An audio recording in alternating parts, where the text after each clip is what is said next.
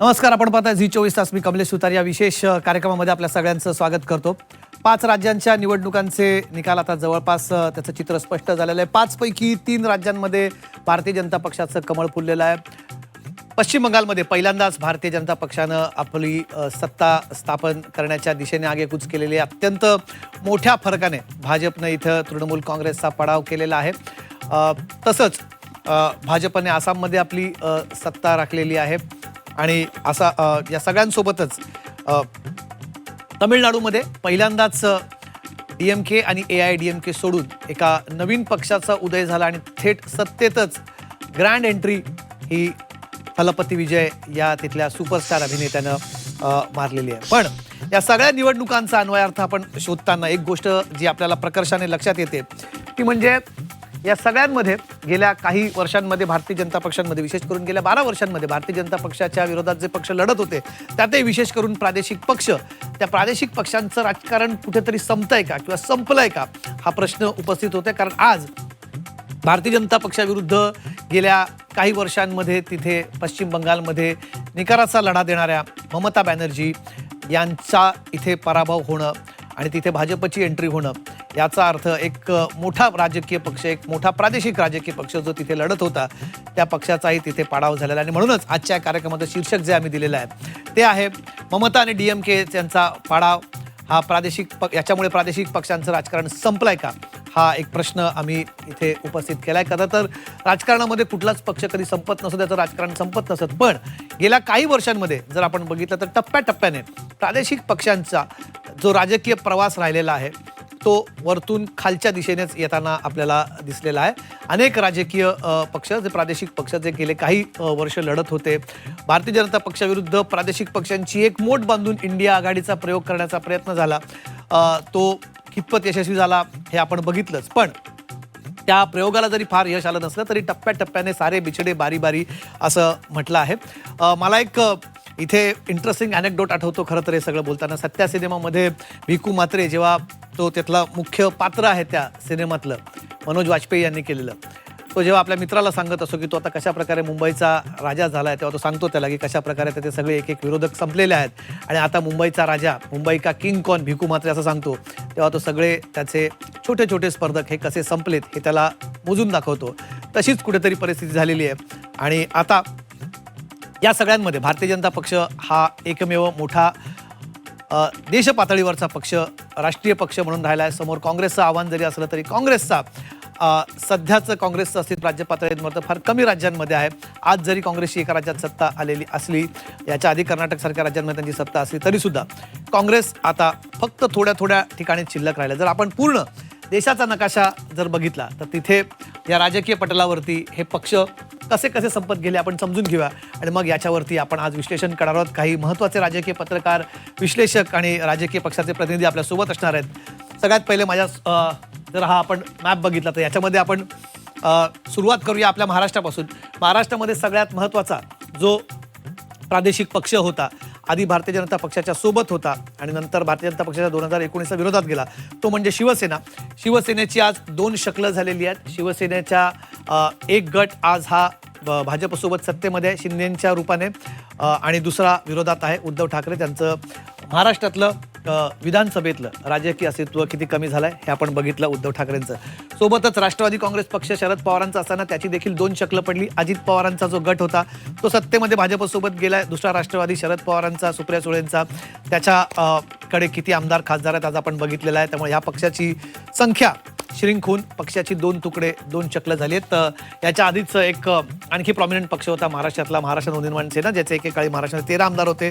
तो 2014 नंतर श्रिंक होत होत आता त्यांचा एकही आमदार महाराष्ट्राच्या विधानसभेत नाही. त्यामुळे विधानसभेचं चित्र बघायचं झालं, मी त्या अर्थाने बोलतोय, महाराष्ट्रातले दोन्ही राजकीय पक्ष सध्याच्या स्थितीला तरी त्यांच्या सत्तेच्या राजकारणातली संख्या ही कमी झालेली आपल्याला बघायला मिळेल. पुढचं दुसरं राज्य जर आपण बघायला गेलं ज्याची संख्या इथे कमी झाली, ते दुसरं महत्त्वाचं राज्य आहे महाराष्ट्रातलं उत्तर प्रदेश. उत्तर प्रदेशमध्ये एकेकाळी मायावतींची सत्ता होती. मायावती या मुख्यमंत्री राहिलेल्या आहेत उत्तर प्रदेशच्या. त्यांच्या पक्षाचा चांगला दबदबा होता. राष्ट्रीय राजकारणामध्ये मायावतींची महत्त्वाची भूमिका राहिलेली आहे.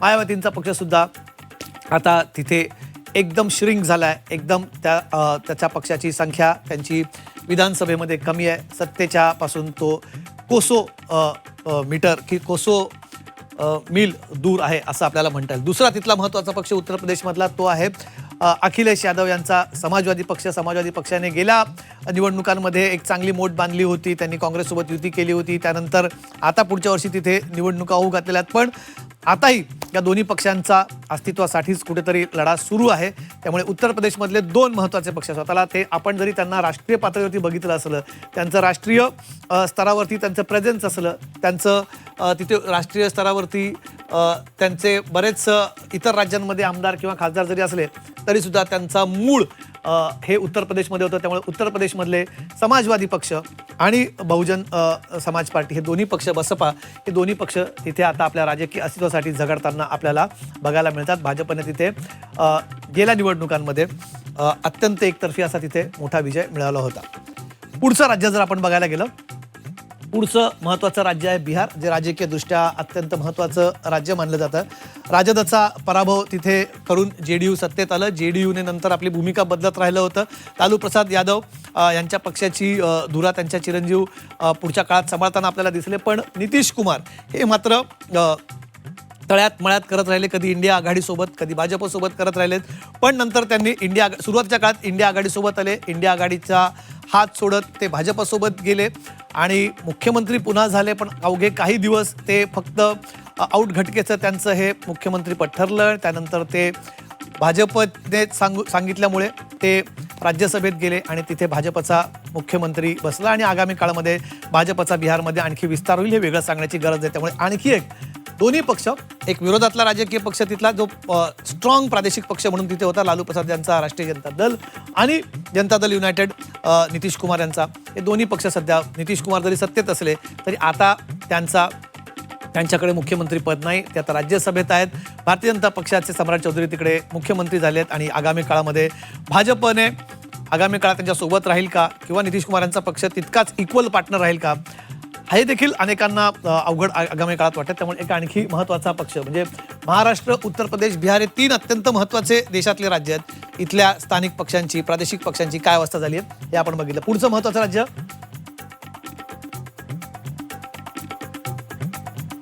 ओडिशामध्ये गेली अनेक वर्षे बिजू जनता दलाची सत्ता होती.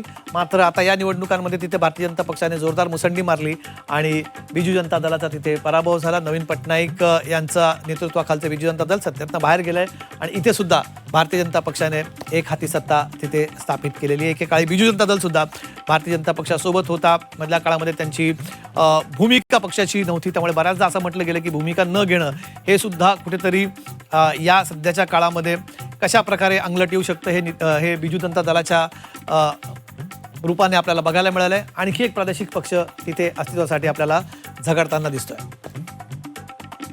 पुढचं महत्त्वाचं राज्य देशातलं तेलंगणामध्ये एकेकाळी सत्तेत असणारं तेलंगणा राष्ट्र समिती, जे नंतर त्याचा भारत राष्ट्र समिती नामकरण झालं. तेलंगणामधून हाही पक्ष ऑलमोस्ट आता वाईपआउट झाल्यासारखी परिस्थिती तिथे आहे. त्यांचा अस्तित्वासाठी तिथे लढा सुरू आहे. तेलंगणा राष्ट्र समितीला पराभवाचा तिथे सामना करावा लागला, सत्तेतून बाहेर गेले आणि त्यानंतर हाही एक प्रादेशिक पक्ष आता कुठेतरी आपली अस्तित्वाची लढाई लढताना आपल्याला दिसतं. पुढचं राज्य बघूया.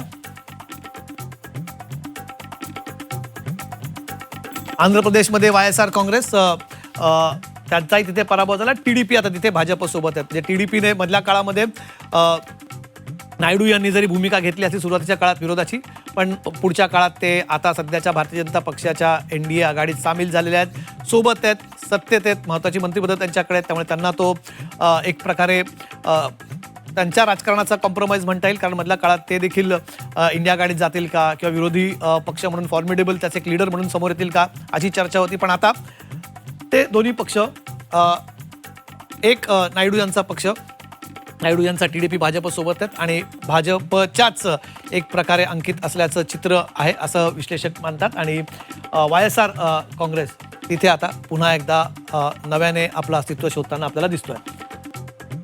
पुढचं राज्य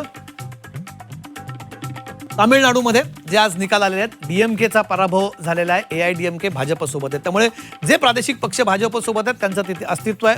किती काळ राहील आगामी काळामध्ये हे सांगणं जरी कठीण असलं तरी सुद्धा जे इंडिया आघाडीतले महत्त्वाचे पक्ष होते, मी जे मगापासून सांगतोय, मग शिवसेना असेल, राष्ट्रवादी असेल, मधल्या काळामध्ये नितीश कुमार यांचं JDU होतं, DMK होतं, या सगळ्या पक्षांना तिथे कालांतराने पराभवाचा सामना करावा लागला किंवा ज्यांनी पराभव नाही स्वीकारला त्यांनी एकतर भाजपसोबत जाणं तिथे पसंत केलं, भाजपसोबत युती केली. त्यामुळे या प्रादेशिक पक्षांचं राजकारण सध्या भाजप आहे. भाजप नेहमी इतर राज्यांमध्ये, म्हणजे महाराष्ट्रात ही सुरुवात छोटा भाऊ म्हणून झाली होती, आज महाराष्ट्रामध्ये भाजप छोटा भाऊ आहे.